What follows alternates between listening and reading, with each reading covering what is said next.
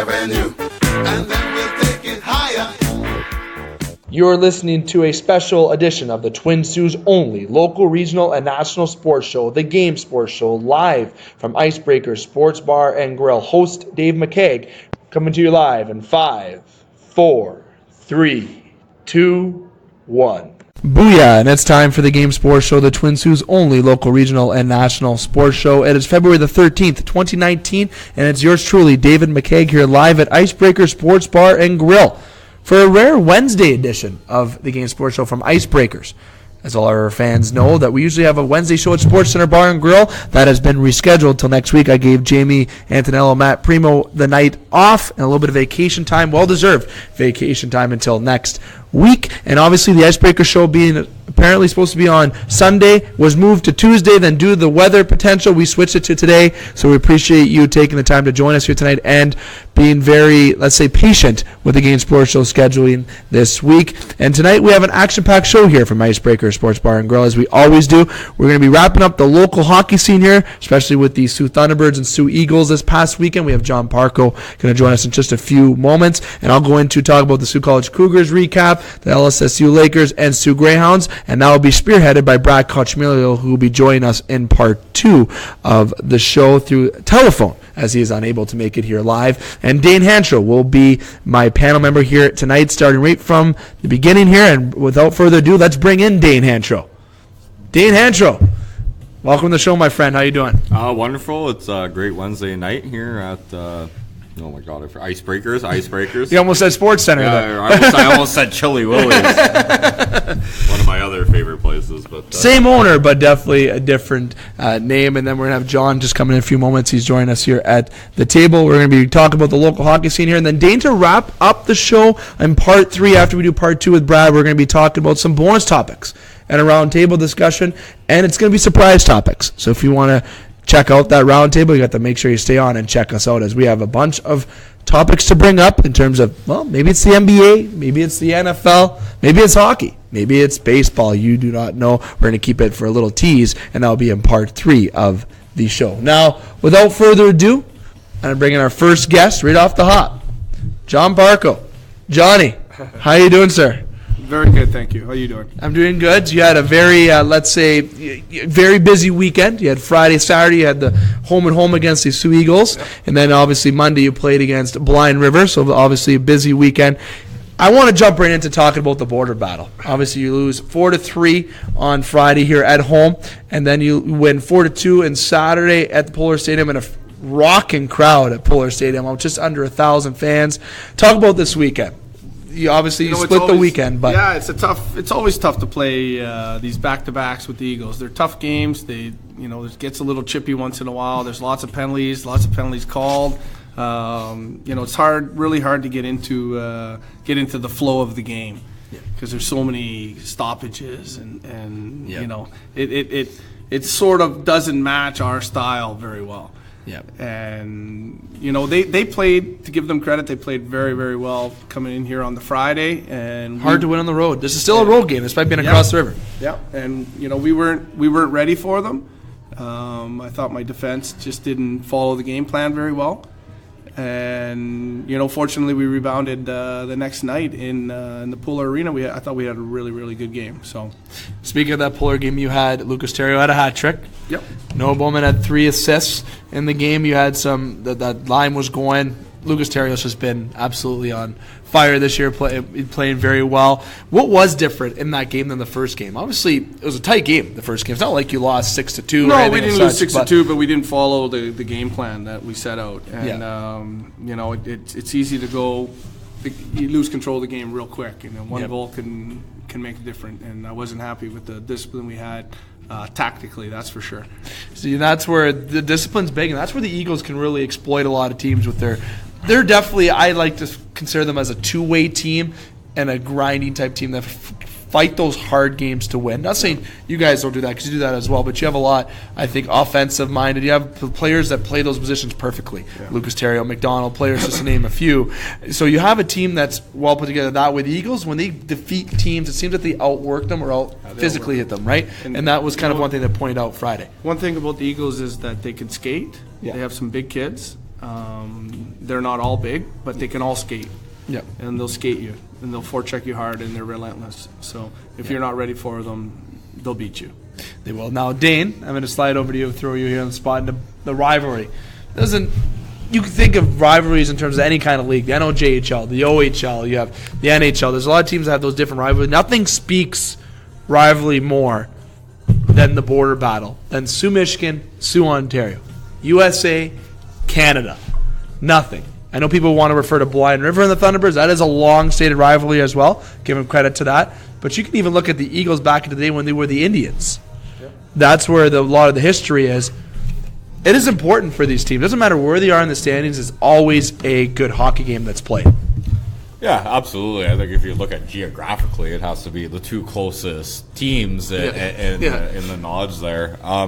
And I think even for the fans that are on our side in Canada here, I think just being, that close, it's awesome for the Thunderbirds fans just to be able to take, a little trip across the bridge, and the Polar Arena is classic. If you've never been, the nostalgia and just it's a really fun rink to go watch hockey in, and I would recommend anybody that hasn't been there, if you have an interest in hockey, definitely go check out games over there and support our Thunderbirds. Over the Eagles.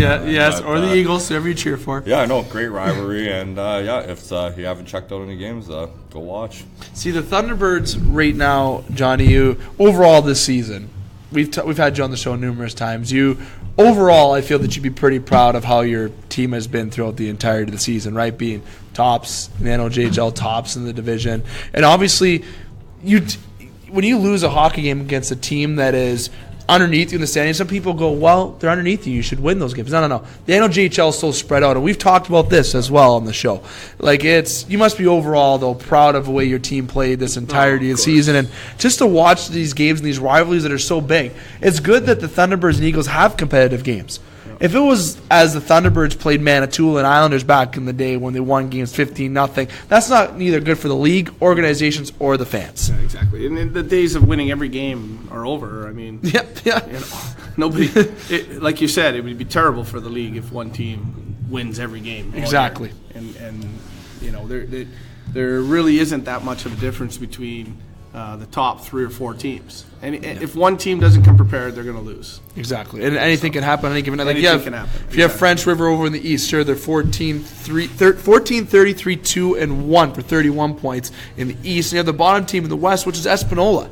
10-38-0-2. Now, Espanola, I've seen these guys play. They're hard workers. Yep. They work hard. Same with Elliott Lake. Elliott Lake has always had a team that is just full of hard workers as well. Eagles the same way. The Eagles are 51 points tied with Blind River, having a game in hand over Blind River. However, 24-21, 2-1 now after the weekend. And after their Monday game, as the Sioux Eagles played on Monday in Elliott Lake, winning 6-2. And the Thunderbirds winning against Blind River 5-2 on Monday. They now improved their record 36-10, 0-1 for 73 points. 9 points ahead of Hearst, who actually took top spot in the East. Now, that East is a bit more tight, John, it seems. Hearst, with 50 games played, 64 points.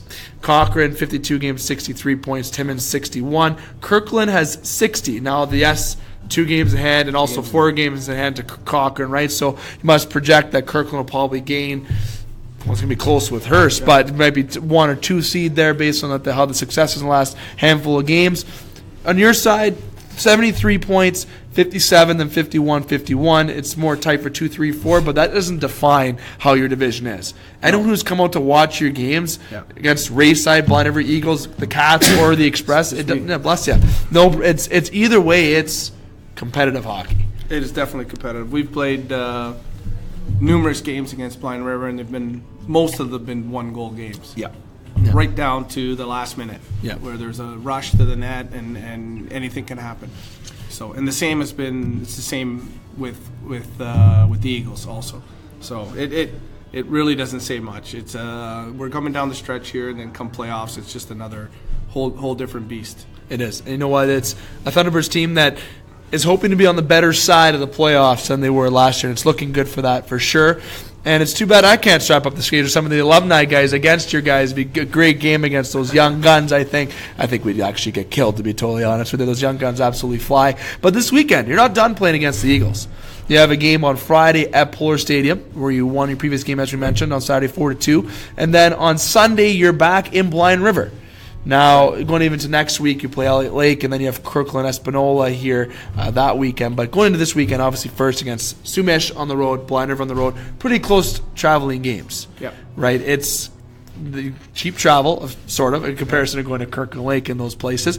But now that you played the Eagles back-to-back last weekend, that game that you lost, did you learn that what worked on Saturday, you can do the same thing and kind of plan against this weekend, or is it kind of changing it up? Not that you want to give anything away, obviously. We don't, but I don't. There won't be that much to change. I mean, we'll watch the video and maybe make a few little corrections, but this late in the season, there's not a lot of teams that are going to change a lot of big things in their systems. So, you get to know. You play the team so many times, you get to know them. Yeah. We know what we have to do to be successful, and if we come to play and we're ready to play, we'll have a good chance.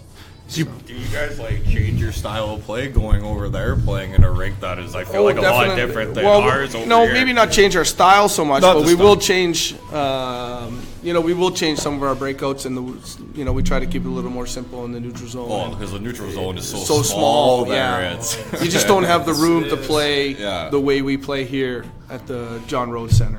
Yeah, it's John Rhodes is different than, I think, any rink in the NOJHL. And we've talked about this, too, on the show, where different ice pads that maybe can open up elsewhere. But the Rhodes is a great ice surface to skate on. Don't get me wrong, it's where we grew up to skate on. But you have, if you look at Kirkland's, it might be the only NHL-sized rink. Exactly. Then you have the Polar Stadium. Yeah. The nostalgia, like you said, there at Polar Stadium, that just gets you all excited. Then it's just the difference in that, and you obviously have to adapt to those settings and that atmosphere. There's a lot of small rinks in the league. There is. Most of them are small. Yeah. Is it French River, the other smaller one? French River is very small. And Blind River has a very small neutral zone. Small. Yeah. Blind River's small. That neutral zone, is it still? Polar's small. Yeah. Most of the rinks are small. I think we are. I could be wrong, but I think we're the only NHL-sized rink. That's true. I don't think because the Polar isn't. I don't know either. Something to look at. Arena in Timmins is NHL size. I could be wrong. See, the Polar is not as. It's smaller than this by, I think, 5 feet per end, I think. So the Rhodes actually has the best size. Now, we're not going to get into the seating arrangements here at the John Rhodes Community Centre. That's another story. That's another story. There's a good bar up here at Icebreakers Sports Bar and Grill, but it's good to be right down in the class and the action there. But definitely, when you go to different rinks, you have to adjust, right? And it depends who you're playing and everything, and that's what good hockey teams and players do. Now, John, this weekend, big weekend, the final thing before I let you go, 7:30 on Friday against the Eagles, as I mentioned, 2 o'clock. Blind River, anything updates with a certain team that you want to bring up? Everything's healthy with the team. Everything's all good to go. Yeah.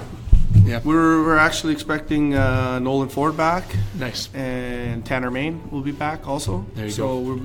We'll be healthy for the first time in probably 6 or 7 games. So that's key. When you have a healthy roster, you get everyone playing with each other, right? And that's a big thing. Now, John, I want to say thanks for coming on by. I had you on quick here to promote the game, obviously. And we'll be wanting to wish you good luck going into this weekend against the Eagles. Okay, thank you very much. It's always fun.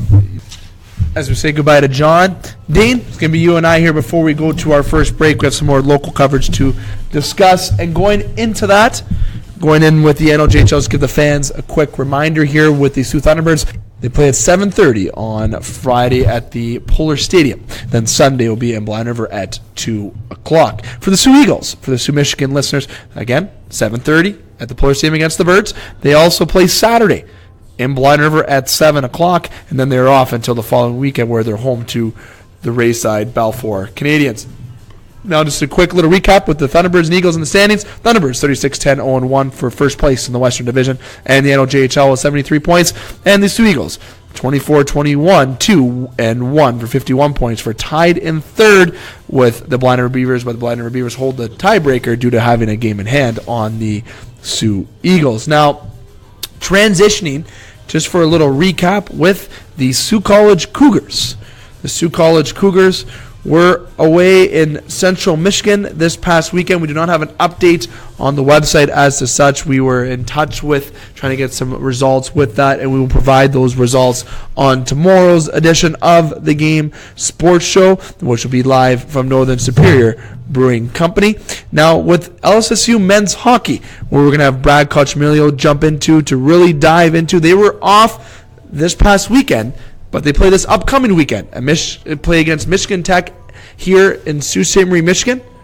And that will be the 15th, Friday at 7 o'clock. Then they play Saturday the 16th at 7 o'clock. And that Saturday game is the Check / and Survive game. And the Game Sports Show will be on hand for that Check / and Survive game. We'll also have a representative at the Friday game.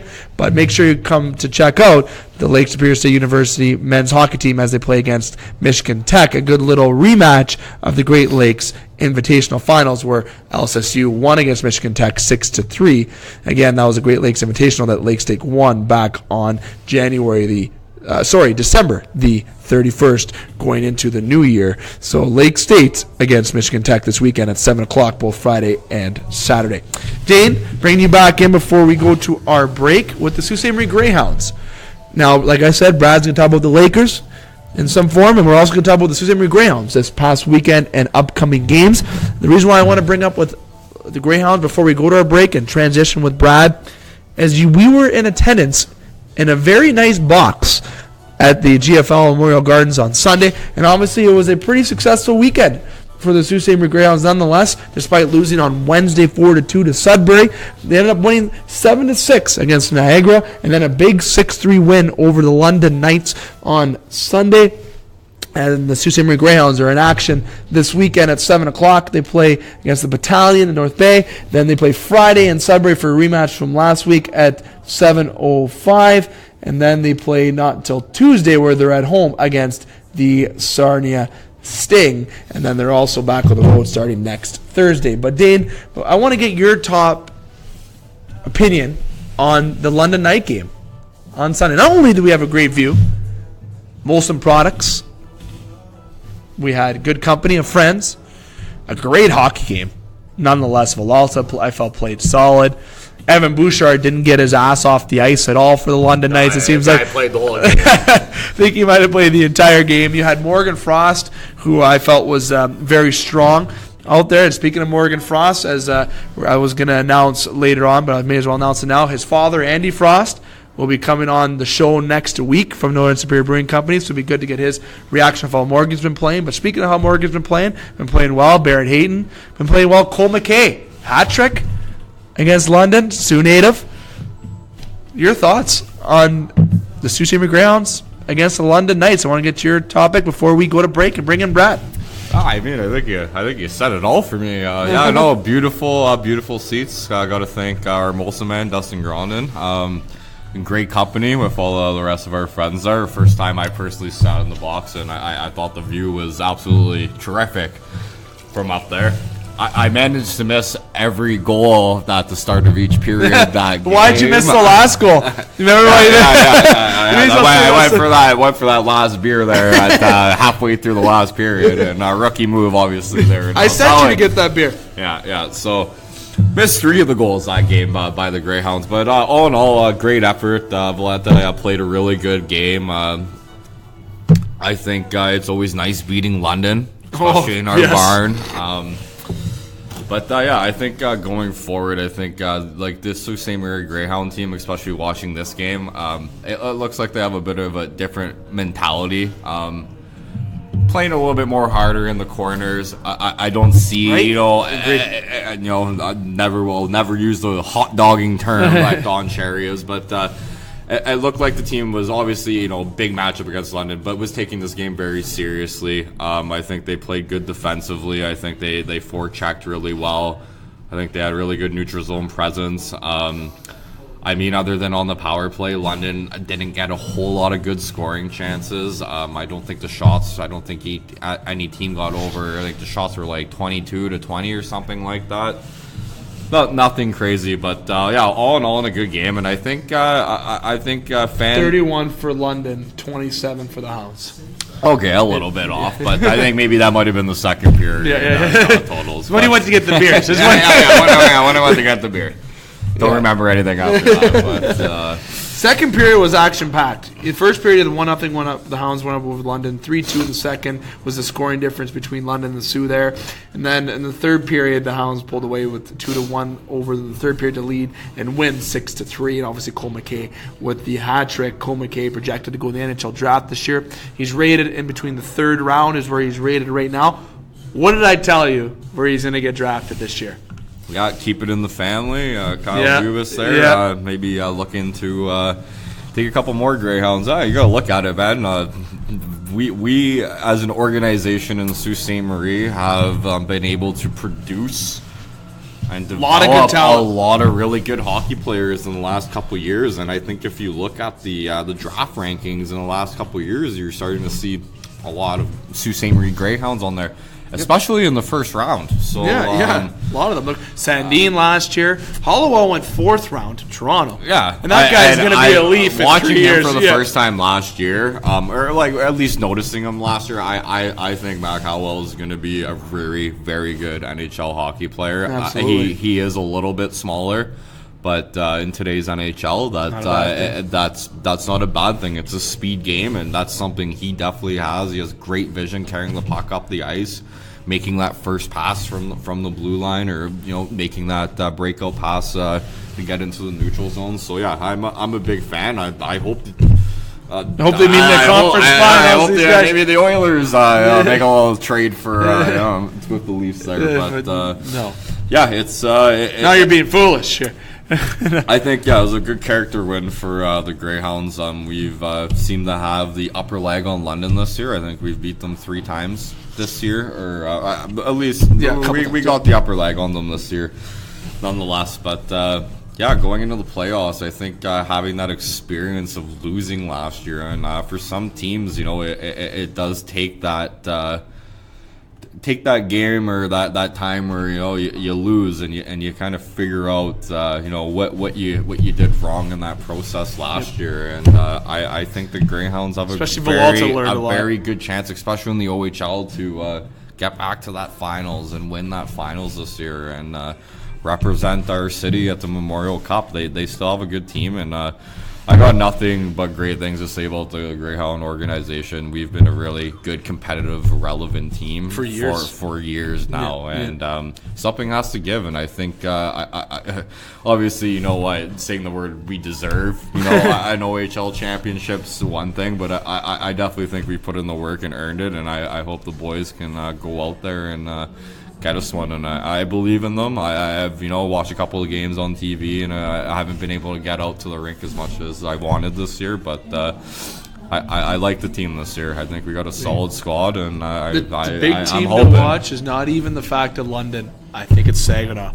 That's the other team that you got to keep an eye on, and they have a little bit of, let's say, anger towards the Greyhounds, and I'm going to say #hot dog. Yeah, that's all. If you look at last year's play, have a little hunger there. I think there's a little hunger, and if tell you the gods didn't really get us last year, but if the gods are a thing, that might be a worrisome. Because guess who we might play in the second round?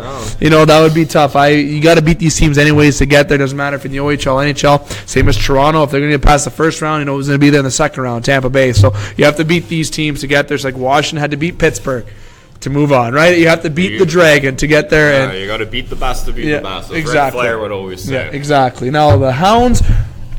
Before we go to our breakers, a little recap for Ring and Brad, because we have some more Hound talk to talk about this past weekend, a little bit more, get some Brad's opinion on this past weekend and the upcoming games this week. Hounds are 35, 12, 5, and 1 for 76 points for second in the West, and they have clinched a playoff spot. Not a surprise there. London Knights, 37, 9, 5, and 1 for 80 points. The Hounds are 4 points, but do have a game in hand on the London Knights. Going back to the East, still, the team that I always bring up, the Ottawa 67s, running away right now with the Eastern Conference, 49, 3, and 2 for 85 points.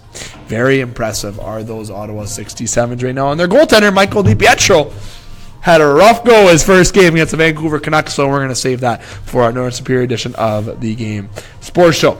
Dane, you and I are going to take a quick break. When we come back, Brad Coccimiglio is going to bring his beautiful self on here, the writer for Soo Today, the writer for Sportsnet. Just a great guy, all in all. Is he not? The myth, the legend. The man, the myth, the legend. Isn't he just a great guy? Wonderful. And when he officially joined our panel last year, big addition to the Game Sports Show. His presence locally here in Sault Ste. Marie, especially with the Sault Ste. Marie Greyhounds and LSSU, is absolutely huge and fantastic. So we're going to take a break and let that legend speak his words about these Soo Greyhounds. And also, he's going to talk about a little bit about LSSU before we let him go, as well as we have him for about 15, 20 minutes before we go to part 3 of tonight's show live from Icebreakers Sports Bar and Grill. Dave McCaig here alongside Dane Hanchrow for the Twin Sault's only local, regional, and national sports show. One thing that I forgot to mention, Scott Nason is our board operator here tonight. That's the you blew it moment from the beginning. So, Scott, thanks for doing a great job, as always, with our board operations there. Definitely always the heartbeat of the show. And you can listen to previous editions of the Game Sports Show by scrolling down. And Scott did a bonus edition upload from South Carolina. Listen to that today officially, as I was actually able to sit down and listen to it today. Definitely a great job, as he always does here in the work that he does for the Game Sports Show, and for putting up with myself and the crew that I have. You know, it's a big handful, especially if you know me from a personal level. Make sure you look at Soo Thunderbirds and Soo Eagles Facebook pages, and also keep tabs on the Sault College Cougars, LSSU Lakers, and the Soo Greyhounds. And as I mentioned, with the alumni game March the 2nd at 3:30 for the Soo Thunderbirds will be going on. Make sure if you're an alumni for Soo Thunderbirds, reach out to Trevor Zachary, sales at Soo Thunderbirds, and you could reach out and join with the crew that has already signed up. Already have had over a dozen people sign up. We're hoping to get a dozen more at least to make 2 squads at least for the alumni game as the prior to the last game of the season for the Soo Thunderbirds. Again, Dave McCaig alongside Dane Hanchrow here at Icebreakers Sports Bar and Grill. Quick break here. When we come back, the one only Brad Coccimiglio will be joining us to talk about more about the Soo Greyhounds and LSSU Lakers. Don't go anywhere. The Game Sports Show is pleased to shout out a partner, additional home, and sponsor to Northern Superior Brewing Company, located on 50 Pym Street in Sault Ste. Marie, Ontario. Northern Superior Brewing Company having a strong presence locally with many beers to offer. With much involvement in the community of Sault Ste. Marie, Northern has a sport and friendly-like atmosphere within its tap room, and during the summer months, it is a must to visit Pier 55 to enjoy some delicious food, amazing view of the water, and view of the Bush Pulling Museum right on the cusp of the Hub Trail, and of course, all of that down with a delicious brew from Northern Superior. Northern Superior Brewing Company. It's a northern thing. The Game Sports Show would like to thank an additional sponsor and special edition home to the game, Silver Creek Golf Course, located on 104 Bellow Lake Road, Garden River, Ontario. And also shout out thank you to Silver Creek GM Jamie Henderson. Silver Creek Golf Course has many specials to offer for 18 holes, 9 holes, and even Twilight Deal specials. It does not matter what your level of golf game is, it is a must to enjoy the scenic course, memorable experiences that Silver Golf Course offers. Silver Creek also offers a Thursday wing night for you to enjoy food after a stellar time on the course. You can book your tee time by phone or online at golfsilvercreek.com. Silver Creek Golf Course, where all are welcome to play. The Game Sports Show would like to thank an additional sponsor and additional home to the Game Sports Show, Sportscenter Bar and Grill. Sportscenter Bar and Grill, located on 624 Wellington Street West, Sault Ste. Marie, Ontario. Sportscenter rated top sports bar for the 2nd year in a row. At Sportscenter, enjoy their famous 75-cent wing night along with delicious Molson products on tap, along with a great atmosphere and other great food options available as well. Sportscenter Bar and Grill, the Sioux's best sports bar. Hi, this is Paul Maurice from the Winnipeg Jets, and you're listening to the Game Sports Show. Welcome back to the Game Sports Show, the Twin Sault's only local, regional, and national sports show. Yours truly, David McCaig, here live at Icebreaker Sports Bar and Grill. And unfortunately, I'm not in the presence of the one and only, the man, the myth, the legend, Brad Coccimiglio. However, he did grace us with his presence via the telephone. And Brad's going to be here talking about the Sault Ste. Marie Greyhounds and also LSSU from Brief Point going into this weekend's action. But without further ado, let's introduce the one and only Brad Coccimiglio. Brad, how you doing, my friend? Hey, I'm always doing well, pal. How are you? I'm doing good, man. I know you're a busy guy. I know you got a lot on the go, so I appreciate you taking the time to come on by. You're by far my most dedicated staff member. Just kidding. I should watch what I say there. But you guys are all awesome for taking the time, so I won't occupy too much of your time. We got about 10-15 minutes to talk about the Hounds and Lakers. So let's just jump right into it. Let's talk about this past weekend. Now, obviously they lost 4-2 to Sudbury. You know, definitely a tough loss. If you want to recap that quickly before we moved on to Saturday's matchup against Niagara. And then obviously with London, myself and Dane were at the game physically against London in the box in the corner of the Lejeune Financial, courtesy of Molson's guy Dustin Grondin, in terms of having a good view of that great hockey game that the Hounds did play against London. So I want to go through the 3 games that happened between Sudbury, Niagara, and London. Brad, I'll let you spearhead it. Yeah, I mean, Sudbury, it was the night that the Greyhounds weren't happy with the way they played. Sudbury's a good hockey club. They came in and did what they needed to do. Sudbury's in a battle in the Eastern Conference. They're battling Niagara for positioning over there. So that was a big win for Sudbury, and it was a disappointing effort for the Greyhounds. I mean, I know everyone to a man was not happy with the way they played, and talking to John Dean after that one, he says, hey, you know what, it's I mean, they were in a position where they needed a good effort and just didn't get it. You shift to Saturday against Niagara. Again, that's a game people are going to look at and say, hey, you know what, it's great. You beat the second best team in the Eastern Conference. You scored 7 goals. But probably the biggest positive in that game was, as crazy as it sounds, was Matthew Villalta. I mean, the kid gave up 6 goals, but was still probably the best player on the ice. And, both coaches couldn't say enough about Matt Villalta in that game. If you're the Greyhounds, that's a game that they scored on 3 of their first 4 shots. They were up 3-0 early. Niagara came back, got 2, later in the first period, and the Greyhounds were up 7-2 at one point in that game. And Niagara, they scored 2 power play goals in the third period. Their power play has been ridiculously dangerous, over the last little while here. They're, clicking at like close to 40% over their last handful of games, which is absolutely nuts. So, that was a game where, again, the Greyhounds weren't happy with the way they played. Niagara come out of there probably deserving 2 points, and the Greyhounds, it was a matter of putting that one behind them. And you shift to Sunday, and Sunday was about as perfect an effort as they needed against London. It's a London team that's unbelievably dangerous, and the Greyhounds did a good job in terms of keeping Alex Formanton and Evan Bouchard and that group, kind of keeping them and limiting their chances, and just making life difficult. And the Greyhounds just were really solid in that game, and the Sunday win over London was easily their best. Oh, yeah. Their best 60 minutes of the homestand. So it's at the end of the day, it was a big weekend.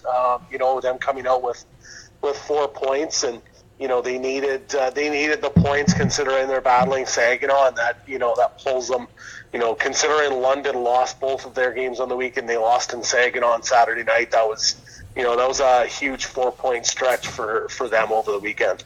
See, what I felt in London's game, a couple points that stuck out, and Dane and I touched this before we went to break, was Evan Bouchard basically lives on the ice for the London Knights. That's the first thing I want to say. And I'd be surprised if he had under 27 minutes that game. I don't know what the exact log is. I don't know if you have that. But, he played a lot of time in that game, and he's a presence out there for London. He's a special player to watch. In my opinion, the Oilers got a good pick there. I feel 10th overall in last year's draft. But Frost, looked great that game. Obviously, the player that stuck out most to me in that game, and it goes without saying, is Cole McKay. Obviously, getting the hat trick, his first OHL career hat trick, Sioux native, projected to go in the NHL draft this year in the top 3 rounds, worst 4th round. And I felt Villalta played well too. I know the shots maybe didn't really test as much as when they got tested as much as Niagara, but I still feel that Villalta was sharp when he had to be. So Villalta and Cole McKay, I felt, were the guys that really stuck out for the Hounds that game. And Mac Hollowell, special player to watch. Just everybody was on point that game. And London was also on point, though. London's got a very good team, but the Hounds are having success with London. Yeah, you're talking about Cole McKay. He's got 6 goals in 3 games against London this year. So I think he's a guy that probably would have no issue playing London in a playoff series because the kid puts up numbers against them. Morgan Frost, like you said, was really good. Villalta was extremely solid. He was real good in that game. That was despite the fact he gave up 8 goals in 2 games, that was a good weekend for him. He actually it feels weird to say when a goaltender gives up 8 goals in 2 games that he's actually played really well, but those were 2 real good games by Matt Villalta over the weekend. And you talked about Evan Bouchard. I mean, the kid's a minute eater for London. The puck's always on his stick. Yeah. He wants the puck all the time, and elite defensemen are like that. You look at Mac Hollowell and the numbers he's put up this year, and that's part of the reason why is he always wants the puck on the stick. And Evan Bouchard is going to be able to transfer that to the pro game without a doubt. I mean, the kid's an absolute player. So that was a good day overall. I mean, there were a lot of guys on that Greyhound team that that chipped in with real big efforts, and that's a big thing going forward. Here into the weekend to a short 2-day road trip. Definitely, and you know what? I'll say with Bouchard, one thing that I noticed is he's quite vocal with the referees too. He's not shy to be vocal with the referees. I know he wasn't 100% pleased with some of the referees by the end of that game, but you know what? It wasn't the refs that changed the decision that game. It was the Hounds. Simply, I felt were honestly the better team on the ice. I felt and throughout that entirety of the hockey game. Now, the Hounds. You just talked about the weekend coming up. They have the Battalion North Bay on Thursday. That is February the 14th, Valentine's Day. A little love atmosphere there at 7 o'clock, which is tomorrow. They play then, and then also Friday they play in Sudbury. A little redemption game from last week as the Hounds are in Sudbury at 7:05 on. That would be on Friday, February the 15th. And then they're not back in action until Tuesday against Sarnia, where they return home. Now, Brad, we don't have our next Icebreaker show. We don't even have a Northern show, obviously, till Thursdays, but we don't have an Icebreaker show till next Tuesday. So I was hoping to be able to recap and maybe give us a little preview of the 3 games upcoming for tomorrow, Friday, and also for Tuesday for the Hounds, what they have to do to keep successful going forward in terms of just staying hot and keeping the wins in the win column. And also, how important is that secondary scoring with the Hounds in these upcoming games? You got Cole McKay, you got Roth, certain guys that can put the puck in the net. I think it's important going forward until they go into the playoff run how big that secondary scoring is for them. Yeah, this is a stretch where, if you're the Greyhounds, you're looking at that London game and you're looking at that as, a bit of a benchmark in the sense that, if you keep that up, you're going to be in a good position here over these next 3 games. North Bay is a team that, they're hit and miss. They've had some real hot stretches this year, and they've had some real cold stretches. So that's a team you go and jump on early, and then. You look at Sudbury on Friday. I mean, that's a rink that the last time the Greyhounds were in there, they hammered Sudbury. That was the night that Morgan, or the afternoon rather, that Morgan Frost scored 5 times. So he had a nice little day the last time they were in Sudbury. So and it was a good effort too. I mean, they were I believe it was a 7-4 final in that game, but. It was, the final maybe wasn't quite as indicative of how the game went. The Greyhounds played real well in that one. And, looking at Sarnia, that's the rescheduled game from the first weekend of the year when Sarnia couldn't make it due to the weather on the Mackinac Bridge. And, that's a Sarnia team that they're tough. They're tough to play against. They've got some good young players, and Jamison Rees and Jacob Perreault and Ryan McGregor, a leaf pick, is quietly having a good year there. So that's a team that's not going to be easy to play against. So it's for the Greyhounds, it's just a matter of sticking to your own game plan. And you look back at the Sudbury game last week, and the Niagara game over the weekend, and you remember that, hey, you know what, if you're not out there, and it's cliche to say it, but if you're not out there and play a full 60, chances are you could get beat by any of the 3 teams you've got coming up. So a 60-minute effort is going to be massive for the Greyhounds here over the next little while. Definitely. The Hounds definitely want to stay in second place. If not, try to climb to first place, as they're 4 points behind the London Knights going into action this, I guess you can say, weekend, despite the Thursdays. Not really a weekend, but you know what? I'll consider it a weekend, as the Hounds are in action Thursday, Friday, and then Tuesday they return back to the GFL Memorial Gardens. Now, Brad, in a transition from the OHL quickly. I know we don't got too much time left with you, but with the LSSU Lakers, I'm going to talk about they played this weekend. the 15th and 16th against a team that they defeated in the Great Lakes Invitational Final. Big tournament for Lake State, as we've touched on much on the show. But they play, that is the 15th and 16th at 7 o'clock against Michigan Tech. The Saturday game being the Check Slash and Survive game. I know we've kind of already talked about this game coming up because they've had the weekend off with last week's edition, but give the listeners a little recap of what they should expect from Michigan Tech and LSSU as LSSU nears its final upcoming games. They only have 6 games left in the regular season before playoff time comes around. Yeah, this is obviously a massive weekend. These next 3 weeks are, pretty massive for Lake State. I mean, Michigan Tech and the Lakers are battling for positioning, in the WCHA, and those are 2 teams that are, high up in the WCHA standing. So, I mean, these 2 games could be a big swing points wise. So, if you're Lake State, you're obviously looking for a big effort, and this is a team that that can score, and they're going to look to their offense to lead the way. That's going to be the big thing going into the weekend. They're going to look to to that offense to kind of lead things and basically get them set and put them in a good position going into the last couple of weeks of the year. And they've got basically two sets of home games this weekend and the last weekend of the regular season in early March, and then a weekend on the road. So this is a team that's in a tough battle, and again, their offense is going to be the thing that carries them.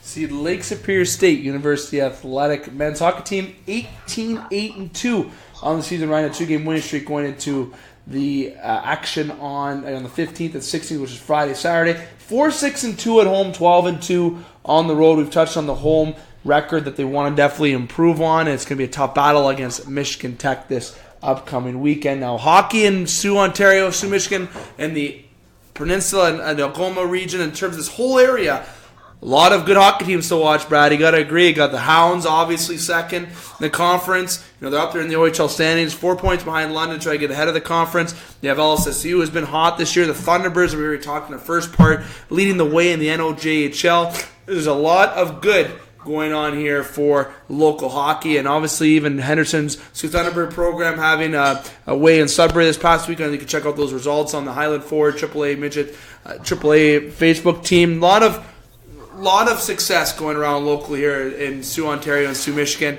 Everyone's got to go out and watch these teams, don't you think? The Hounds this week, I know they're on the road, but keep tabs on these. And if you're not doing anything this weekend, there's almost no better atmosphere than to go check out the Lakers. Yeah, it's a lot of fun. I mean, college hockey, it's a different atmosphere than what you get at a Greyhound game, and it's certainly not in a bad way. I mean, both are a lot of fun, but Lake State, I mean, this is probably the best hockey we've seen out of the Lake State program in a while. So, yeah. This is a program that's playing extremely well, battling for home ice in the playoffs, and this is a team that's been really fun to watch. If you get a chance to go out and watch Lake State this weekend, it's something I would certainly recommend. Definitely, and you can see, because the Game Sports Show crew is going to be there, so you should have to come check us out and take a picture, because we're very photogenic, don't you think, Brad? Well, 100%. Well, 100%. You anyways. I don't know about me or Dane. I think that's I don't know how that would really go in terms of pictures. But you, my friend, are fantastic to take pictures with, and also to check out Soo Today articles, Sportsnet articles, the Game Sports Show involvement, obviously, that you do well here on the show. I'm going to let you go. I know you have a lot going on. You're the busiest guy in town. And I want to say thank you for taking the time to come on the phone, even though you couldn't come live here tonight to talk about the Hounds and Lakers. And hopefully arrange to have you on next week here from Icebreakers. And for sure, hopefully to be able to arrange having you for that interview, despite if it's on the phone, via three-way call or in person, with the one and only Andy Frost. As a legend with the Toronto Maple Leafs organization. Hopefully you're able to join us for that. But either way, Brad, very happy you're able to join us, and thanks for taking the time, my friend. Hey, thanks for having me on. Of course, that has been Brad Coccimiglio from Soo Today and also from Sportsnet, and also, can't forget, the Game Sports Show's panel member as well. We're going to take a quick break. When we come back, Dane Hanchrow rejoins me here on the Game Sports Show from Icebreakers Sports Bar and Grill. We got some bonus topics to talk to you about with our roundtable. A lot of hot topics, a lot of fire going to be at this table with the topics as, this random topics going to be brought up for Dane and I here at Icebreakers. You're listening to the Twin Sault's only local, regional, national sports show, and you can hear from our sponsors. Don't go anywhere. The Game Sports Show is pleased to shout out a partner, additional home, and sponsor to Northern Superior Brewing Company, located on 50 Pym Street in Sault Ste. Marie, Ontario. Northern Superior Brewing Company having a strong presence locally with many beers to offer. With much involvement in the community of Sault Ste. Marie, Northern has a sport and friendly-like atmosphere within its tap room, and during the summer months, it is a must to visit Pier 55 to enjoy some delicious food, amazing view of the water, and view of the Bush Pulling Museum right on the cusp of the Hub Trail, and of course, all of that down with a delicious brew from Northern Superior. Northern Superior Brewing Company. It's a northern thing. The Wicked Sister, Soo, Michigan. Check TripAdvisor, ranked right towards the top. Awarded the Certificate of Excellence, as well as voted #1 pub in the UP. The Wicked Sister has managed to create a casual menu that offers unique, creative, and sometimes healthy offerings that rivals menu selections of any big city. Burgers and starters, snacks and shareables, soups and salads, sandwiches and tapas. On Ashman Street, Soo, Michigan. Welcome to the Wicked Sister, where you'll be treated like family, whether you like it or not. The Game Sports Show would like to thank a list of additional sponsors. North Shore Sports and Auto, new location located on 647 McDonald Avenue, Sault Ste. Marie.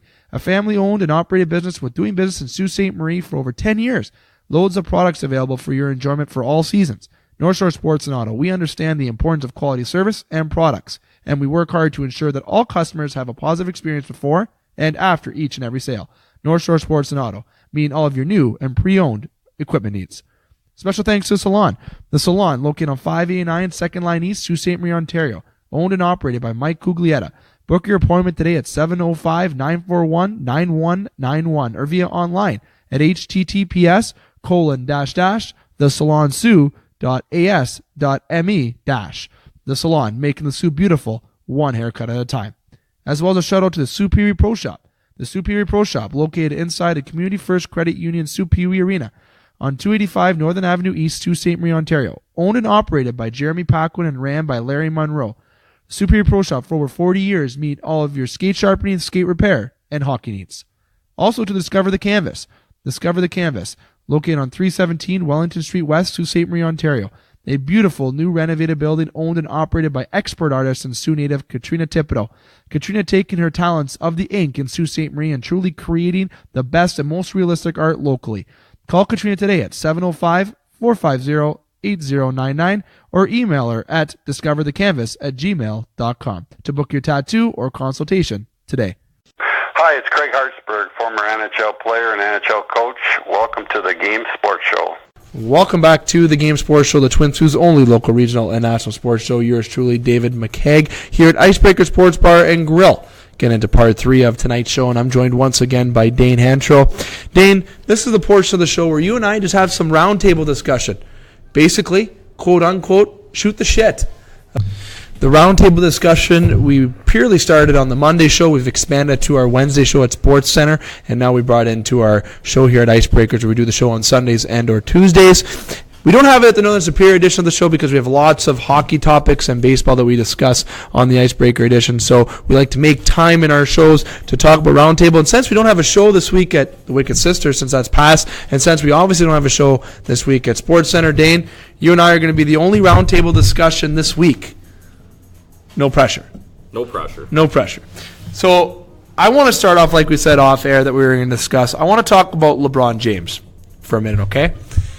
Probably, if not the most influential basketball figure in the world, let's just say.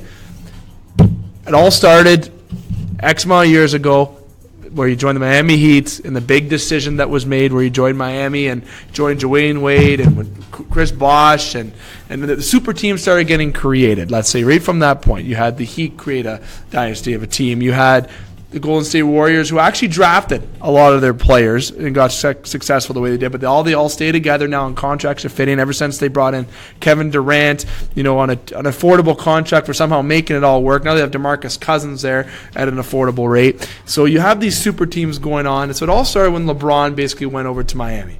If you think of LeBron, he won championships in Miami. That's where it started. And he came back to Cleveland and won some there. But when he first started in Cleveland, he came close. And let's be real, it was mostly him on the court. Now, the reason why I want to bring up LeBron is because he is influential. His opinion, his, let's say, comments are echoed throughout the entire league, and everyone respects him.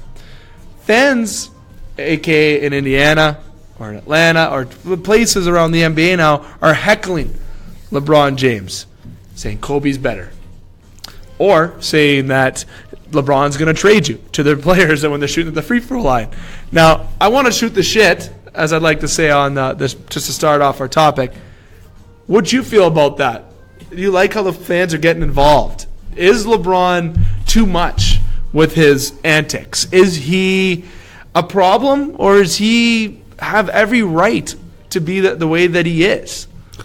I wouldn't say he's a problem, but he is sure of himself. I mean, when you're on front and center stage all the time, calling yourself the greatest player that's always lived, I think that is obviously you're gonna get guys in the stands heckling you when you're floating your own boat so much there. But the self-proclaimed king. Yeah, self-proclaimed king. I mean, I think if you look at LeBron's career, over his NBA career anyways, he's always put on a show. Don't get me wrong, he's a very good player, but the whole Miami thing, and when he had his little television spectacle there, where he was there with Wade and Chris Bosh, and and it was the decision. Is that what it was called? The decision. Yeah. The decision.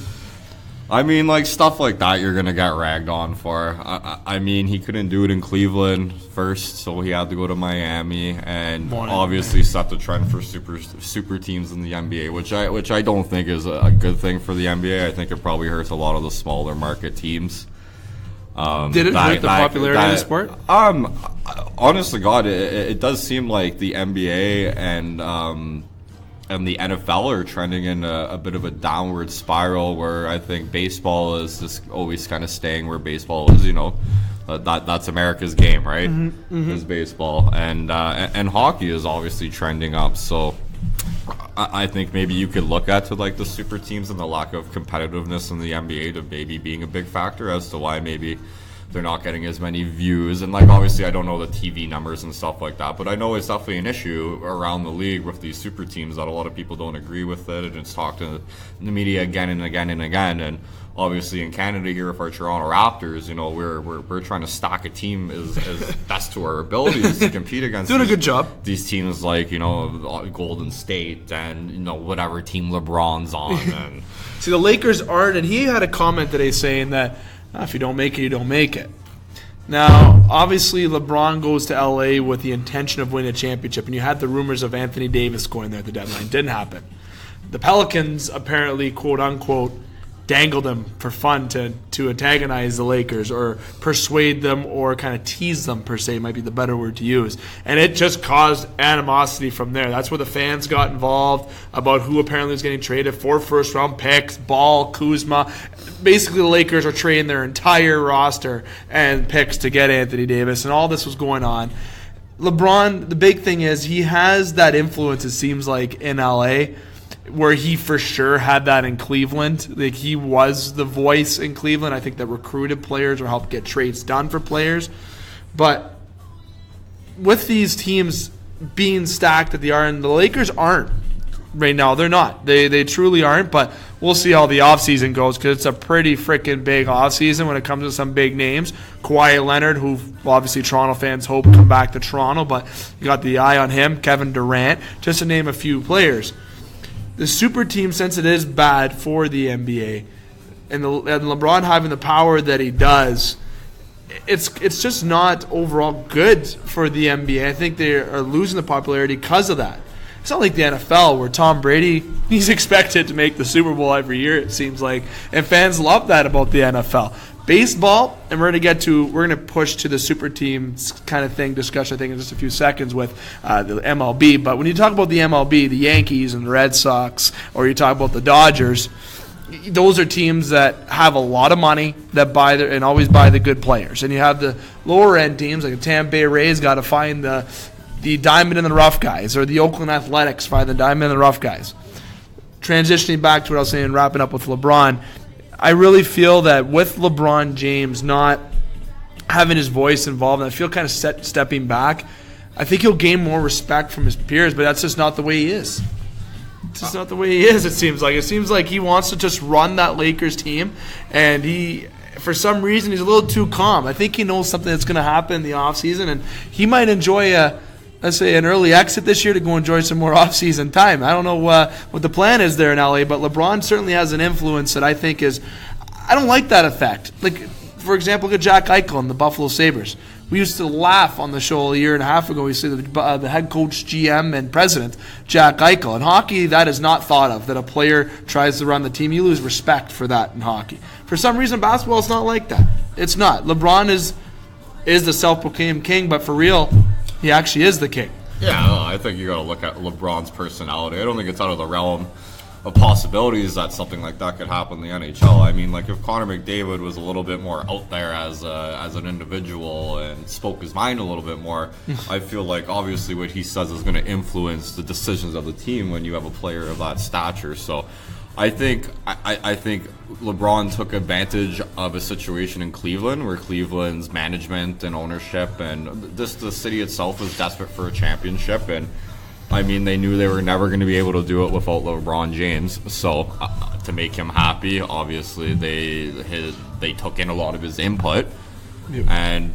obviously valid to an extent. Like, I mean, they did win a championship in Cleveland finally after all these years, and an impressive beating the Golden State Warriors basically single-handedly. And I know the year before that, when they took them to Game 7, they didn't have Love or Kyrie Irving. So last year was tough for them, but yeah. And then he got his animosity with J.R. Smith when he looked and pointed at, "What are you doing?" Yeah, he's a passionate guy. I don't know what game it was. I know it was the NBA Finals, but how stupid are you? I mean, that's a huge moment. You're going to run the clock when you have a chance to win it. And I mean, when you're playing the same team in the finals all the time, you're like, I mean, I feel like LeBron knows, like, basically we really needed to get that. Like, our chances of winning in overtime are very slim. So, I mean, yeah, like LeBron's whole NBA career has been a reality TV show, and I mean, it's a spectacle. I mean, the guy is one of the most exciting basketball players to watch on and off the court. But yeah, it's like I'm not the biggest fan of him. I think he's a little overbearing with his cockiness, and I think he talks too much, and I think that's why obviously he gets abused by the fans. If you look at, any professional athlete, guys that just went about their business that, were quiet. We got a guy like Steve Yzerman or Joe Sakic that played in the same team their whole career, captains, were not overly vocal leaders, but just, they showed what they could do on the ice. They led by example on the ice, and right? Loyal. And loyalty, right? So I think, obviously, did you have, like, I've never been a Detroit Red Wings fan, you know that. Like, I despise the Detroit Red Wings. I've never liked them, but do I love Steve Yzerman? Absolutely, I love Shanahan Steve Yzerman. When he was all those Lindstrom, guys. Those guys were loyal. And I mean, I think a lot of with LeBron, maybe there wasn't that loyalty. I know, like, it broke Cleveland's heart the first time he left. The second time, it wasn't quite as bad because he did get that championship. But I mean, for me, I think, like, when you're building your legacy, it depends what you kind of want. I like the fact of, like, playing for the same team your whole career. I think that says a lot about your personality, like, not just the kind of player you are, but being able to play in the same organization, going through the ups and downs for 20 years. Say if you play, that's a couple rebuilds. I guess that's right? what would be the normal franchise player lifetime expectancy would be 20 years, right? So if you're able to, be able to suck it up when things aren't good and be there your whole career, well, I think that says a lot about your character. So I think LeBron has had maybe a short fuse and patience with.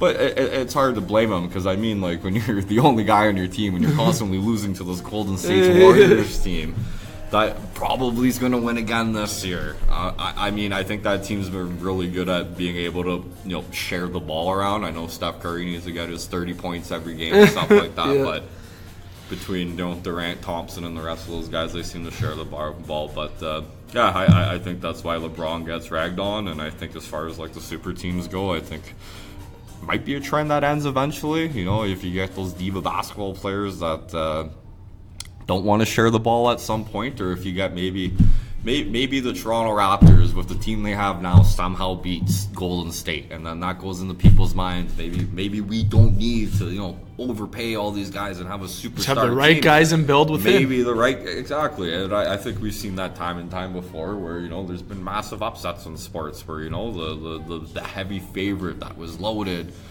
didn't end up winning. So I think it's possible. But yeah, it's. I mean, I think it's if you want to compare the Patriots to the NBA, I think it's a lot different. It's not like the Patriots stack their team. They're the best coach team in the NFL by far. And I think the last Super Bowl showed that they single-handedly won the Super Bowl based off of Bill Belichick's coaching. And Tom Brady, who just gets it done no matter what, right? So there's those figures in sports, right? And that's where we're touched with LeBron here, is how he gets heckled and how he has the biggest influence on the super teams really touched in. And with LeBron, I feel that he is going to retire a Laker. I think that is where it's going to end. And a Kobe better chance. Love it. I'm a big fan of Kobe. I'm not saying he's better than LeBron, but you know what? Kobe was loyal to those Lakers. And yes, he won multiple championships in LA. But again, loyalty is what I like in terms of someone's legacy. LeBron James, unless he somehow wins 5 championships in the last 7 years of his career, because how old? LeBron's 33, 34. He's getting up there. So yeah, that's old for basketball. People may not think, but sorry, Dirk. Sorry, Dirk. I know Dirk's there, but I mean, LeBron might be that example where he can. The guy is he's a freak. He's a freak. He's a right? freak. So and he doesn't look like he's any wear and tear. The guy hasn't slowed down since he's came in the league. No. So I mean, unless he makes friggin' history with the LA Lakers, Kobe Bryant is always going to be the man in LA. Kobe Bryant is Black Mamba, baby. Damn right he is. Now, I'm going to transition quick. So, a couple more topics to touch with this roundtable discussion. Connecting with the super teams, I want to go to the MLB. Okay? The MLB has the super teams right now. In terms of, in my eyes, okay, the Yankees got Sanchez and Judge. Those are players that they built up. Okay? You have the Red Sox have Benintendi and Mookie Betts. Those are certain guys that built up. If you want to transition to the Blue Jays, when they had their run, they never won championships, but they're building up now with Vlad and with Bo Bichette there, so they have guys they're trying to build up with. Dodgers, Clayton Kershaw has been there since day one. You know, you have guys that have moved up and built up, but Yankees, Sox, Dodgers. Those are the 3 teams that buy their players. If you're Bryce Harper, okay, you're Bryce Harper. We talk about baseball in our Thursday edition, but I want to bring this super teams roundup for baseball. Maybe people haven't thought about it in the perspective of baseball, that it does happen. If you're Bryce Harper and you have the New York Yankees offering you $300 million, or the Toronto Blue Jays offering you $300, or you have the Houston Astros offering you $300 million in between the 3 teams, a lot of players, and you can look it up statistically, are going to go the route of the New York Yankees because of the pinstripe legacy, because of just the days in general being a Bronx Bomber in Yankee Stadium, Derek Jeter, all the legends that have played there. Do you think super teams, quote unquote, are as bad in baseball as they are in basketball, or is it not even close? Or do you think there even is super teams? Because in my opinion, I think there might be a little bit in terms of teams have the upper advantage of buying players, and the Red Sox are most likely might win the World Series again this year with the team that they have. Yeah, I think it's easier to stack a team in the NBA where, you start 5 guys, and if, you have 4 studs on your team that are going to play most of the game, then, yeah, it's easier to, sign 4 guys, where I think as in baseball, drafting is very important, especially when you compare super teams to other super teams. So if you look at, like, the Yankees and Boston, guys like Mookie Betts and Aaron Judge, those are guys, superstars that they drafted and, have risen up through their system. It's a salary cap thing in baseball, and it's always been like that. I mean, it hasn't hurt the game in any way. I think if you look at teams like the Kansas City Royals, who, when they won the World Series, that was based off of just a team that didn't have a big budget, that had good drafting. So I think it's not as bad in baseball, based off the fact that I think teams can rise above these super teams based off of just really good drafting and money. And I mean, the NBA draft, outside, it's only two rounds, right? So I mean, outside the top 10 picks, how valuable are those picks really becoming after that? And they're trading those picks. I don't think drafting I don't think drafting is quite as important in the NBA. And I know I'm saying it's not important, but like baseball, you got like 25 rounds in baseball, 30 rounds. So I mean, you can get a steal in the 27th round. Who turns out being the next reliever that could be Rivera one day or something like that. The development, like pitchers are so up and down in baseball, but I would attribute drafting is the biggest thing in baseball, being able to compete against these super teams, and we have seen it time and time again. Houston and the money. Astros, look at their team. That's all draft. That is a good organization that waited, was patient. Yep. And they're gonna be good next year. They're gonna be good for the next couple of years, and they're gonna be able to compete against teams like Boston and the Yankees. Hopefully the Jays get there eventually, but Boston right? For and the Canada's Yankees sake. have always had a good mix of bringing guys up through their system and then signing guys in free agency. And money helps, I think, in terms of baseball. Yes, to get those good players, but with management in baseball, which is actually a big part. Anyone who's watched Moneyball, Billy Beane was one of the more successful managers that year. He's not been really successful. $5 million a year on the Oakland A's, you're out of here. Yeah, literally. It's we'll find somebody else. When you have the super teams mentality in baseball, sure, it isn't as much. I think it is just in the fact of management and who has the most money to spend. And I think it is a popularity game when it comes to baseball. Players want to be a part of a team with a legacy. There's more super teams in baseball, too, though. Like, you got to look at the top 10 teams' salary caps. Like teams like the Cardinals, the Dodgers, Yankees, Red Sox, or the Texas Rangers. Cubbies now. Are all the Cubs. They all have high payrolls, and other the Cubs being cursed for years and years. If you kind of look at those teams, they're always in the playoff mix, or generally in the playoffs more often than not. Yeah. Or, if you look at the last 15 years, or since we've been born and started kind of watching baseball, Yankees, Red Sox, Cardinals, LA Dodgers, those teams are always on the playoffs. And the Giants were always another team too when they had Barry Bonds, in the 90s, right? like the Atlanta Braves were like the Braves won many divisions. Yeah. So now super teams are a big topic. Listeners, what do you think about super teams in terms of our LeBron conversation with baseball? Super teams a thing in baseball, or is it just the money that talks with baseball? Now, Dane, one more round table topic, that I want to jump into here at Icebreakers. It's Dave McCaig alongside Dane Hanchrow here at Icebreakers Sports Bar and Grill on a rare Wednesday edition of the show. And speaking of the Wednesday edition of the show, we're not at Sportscenter right now. There's one topic in Sportscenter that everyone knows that we're known for: in the pocket. And in the world of football, there's been some news since the Super Bowl won. News today: Joe Flacco got traded to the Broncos. You had Kareem Hunt, who goes to the Browns. Some moves there. You have Antonio Brown getting charged with reckless driving and also requesting a trade for sure out of Pittsburgh. I haven't heard the reckless driving. Okay, we'll get to that comment, but get into that. Like today? That came out. So going with the reckless driving first before we jump in, you had the police cited Brown November 8th for allegedly driving a black Porsche more than 100 miles per hour through Ross Township, Pennsylvania. Officers were looking for a possible suspect from a bank robbery when they located Brown. We're not going to go there. we're not. Where he doesn't need to do such things, okay? But this came out of Jeremy Fowler from ESPN staff is where I'm getting this article from, and from producer Ghost sent it. That evening, Brown scored a touchdown in a 52-21 win over the Carolina Panthers. That was a big game there. Now, Brown got, in 1 week, had that happen after failing to show up to court. And he also requested a trade from the Pittsburgh Steelers. This has not been news. Okay? It's been kind of thought that he is in a trade. You have teams that are in the running for him. You got San Fran is one that really sticks out that wants to pay a lot for Brown. So those 3 points I want to jump in quickly before we wrap up the show. Brown's request of trade. Hunt's getting a second chance to go to the Browns, a team that is not a joke to anybody anymore. If anyone thinks they're a joke, I want you to come sit on the show and tell me. And Flacco getting traded. We're going to do a little out of Sportscenter in the pocket teaser maybe for next week, where Jamie will definitely get his insight, and Matt Primo and Justin Heichel from Sportscenter Bar and Grill next week.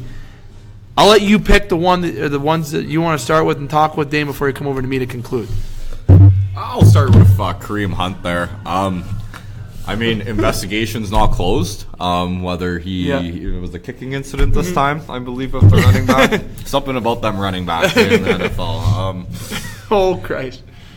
I mean, at the end of the day, like, if I'm KC, obviously somebody was going to pick this up. Like, there is Browns is the perfect team to do it. There's teams in the NFL where their moral compasses are they point every direction. So I mean, they gave up a really good running back, and I think the Cleveland Browns are laughing right now.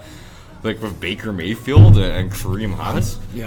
Maybe if they can land a receiver in the offseason. Cleveland has their bad boys now, you know? And I think they're going to have some swag coming out. I'm excited to watch the Cleveland Browns coming up. I love it. I love that he's gone to Cleveland. Because if he wasn't going to the Cleveland, he was probably going to go to the Bengals or something like that. Oh, that's brutal. You want to go to Cleveland. I got to give Cleveland a competitive team. They like their convicts and the Bengals. And I think another topic that we need to bring up in NFL news, speaking of the Cleveland or the Cincinnati Bengals, is Marvin Lewis, after 14 years of doing shit, has finally got fired, which it happened 2 months ago, and I didn't even hear about it. So we did bring it up. We kind of did it on the Wednesday. But one of my dear friends that I work with up in Red Lake, his name's Daniel Burgelis, and he's a diehard Bengals fan, and I just noticed that Marvin Lewis, because we talk about it all the time, so I needed to bring that up.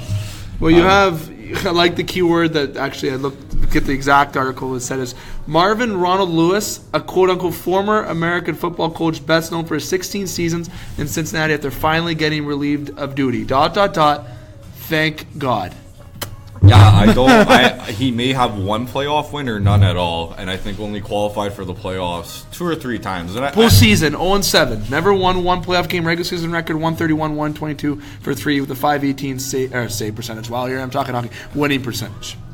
Only so few coaches in sports history have been able to maintain a position on a team that long without winning anything. And now he's doing broadcasting, which I hear he's even worse at. We'll see. We'll grade that. We'll do a grade. Now, Brown or Flacco, quick, before we come to me, before we conclude the show. Flacco, I hate Joe Flacco. I think he's a terrible quarterback. And so bad pickup by the Broncos?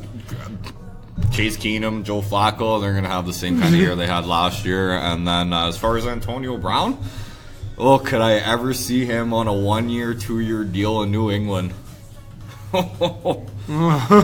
That's where you think he's going? He get traded to New England. Why not? He can go win a couple more Super Bowls before Tom retires. Guy's not done. I think that would be perfect. You know, a little Randy Moss kind of thing. Tom Brady has only had one all-star Hall of Fame kind of wide receiver. And say what you want about Wes Welker and Julie Edelman, I would put them as far as Pro Bowl kind of wide receivers. Julian Edelman has obviously had a very successful playoff career, but if you look at his season numbers, they're not out of this world by any means. But other than Randy Moss, put a guy with the skill set that Antonio Brown has with a 41, 42-year-old Tom Brady. I think that makes him the most dangerous 40-year-old quarterback. So that's your prediction, lived. New England. And Flacco, obviously. Sure. New England. I'm going to say New England. So I'll get to the touch. New England or Cleveland? I'll say first Marvin Lewis. Okay, that is something that we have obviously kind of briefly touched on the show now. I never really got Jamie or Matt's kind of perspective on it. It'd be good to get more from a coach's standpoint, like one of those two individuals, Jamie Antonello, Matt Primo, one of the two of the many analysts here on the Game Sports Show. But Marvin Lewis moving on from Cincinnati needed to happen a long time ago, I think, and move on. But moving on even from that, the Flacco trade I'll go to first. The Broncos did not get better by this trade in terms of it's not the, and I mean that by it's not the long-term solution in Denver, but maybe it's a short-term fix that they need as Paxton Lynch develops. John Elway's not an idiot. Okay, so he has a Super Bowl there, John Elway, when he had Peyton Manning. A veteran quarterback, Flacco, has a Super Bowl with the Baltimore Ravens, so it's not news. It's a good experienced guy that actually might pay off, but you're still not drafting this guy in fantasy, in my opinion.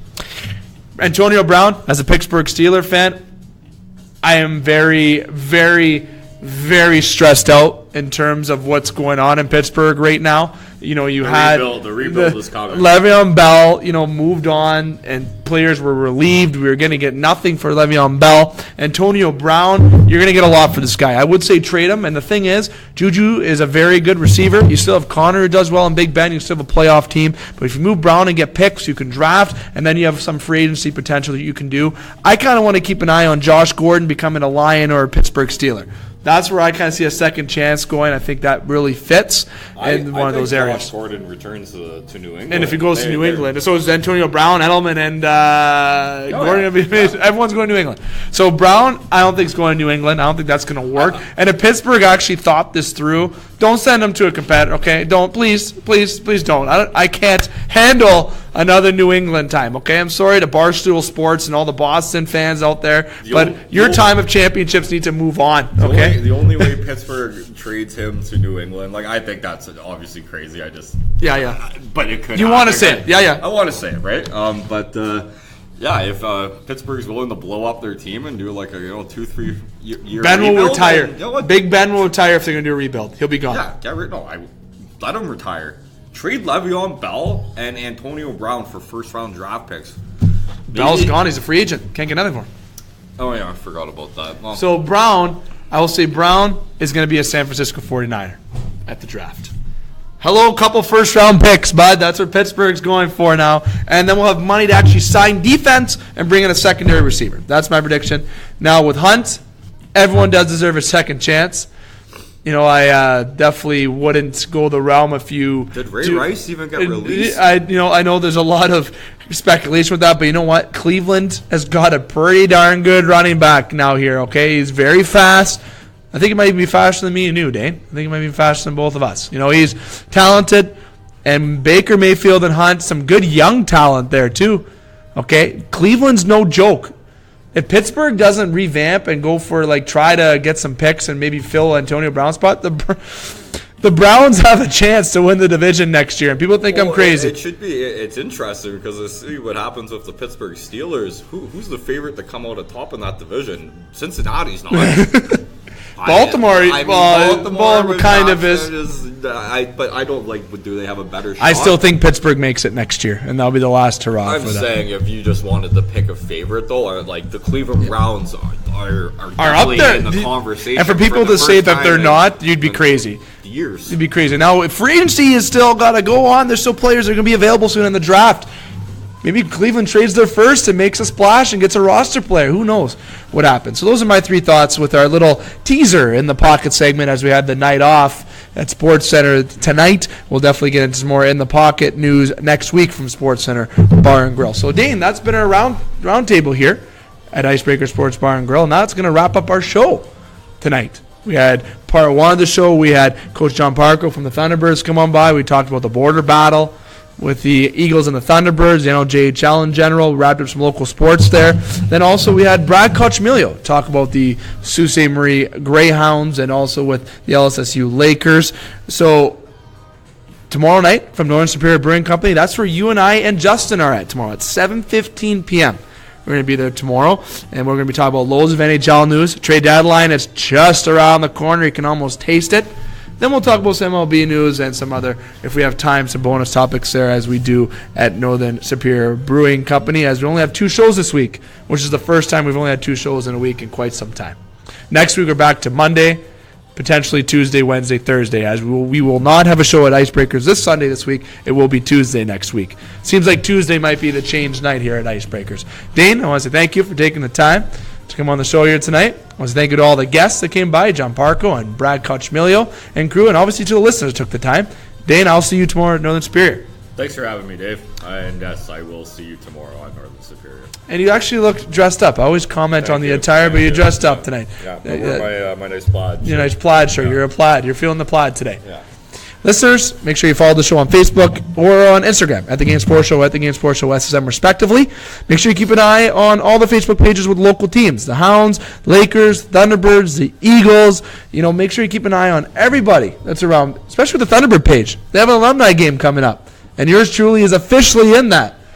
And we had a lot of responses coming back with that. We still have some more players that are going to be coming in, so I know the rules of the game is going to come out soon, but that will be March the 2nd at 3:30. We'll have that alumni game, and the Icebreakers hockey tournament will be on the first weekend of March as well, starting March 1st, 2nd, and 3rd. Make sure you reach out to Jody Wilson to get your team in for that, because when this tournament's in the Soo, you got to make part of it. Make it a weekend and time with your friends, and definitely make Icebreaker Sports Bar and Grill time as well for you have time to watch the Thunderbirds play that night, that weekend as well. Some good good hockey that's going to be played throughout the entirety of the tournament. Very competitive, so make sure that you join that tournament. Reach out to Jody Wilson with your interest as well. And as I mentioned, tomorrow from Northern Superior Brewing Company, we'll be there at 7:15. Myself, Dane, and Justin. And once again, I want to say thank you to listeners for making us part of your night here for the Twin Sault's only local regional national sports show. I want to say thanks also to Jody and Mitch Wilson and the staff here at Icebreakers Sports Bar and Grill. They always do a great job. Now I'll sign off, and until tomorrow from Northern Superior Brewing Company at 7:15, you'll be listening to the Game Sports Show through thegamesportshow.com, thegamesportshow.podbean.com, or through the Scott Nason YouTube channel. I want to say thank you to all of our sponsors. And again, until tomorrow, keep your stick on the ice, swing your bat, catch your touchdown, drain your threes, and shoot your shots. Booyah.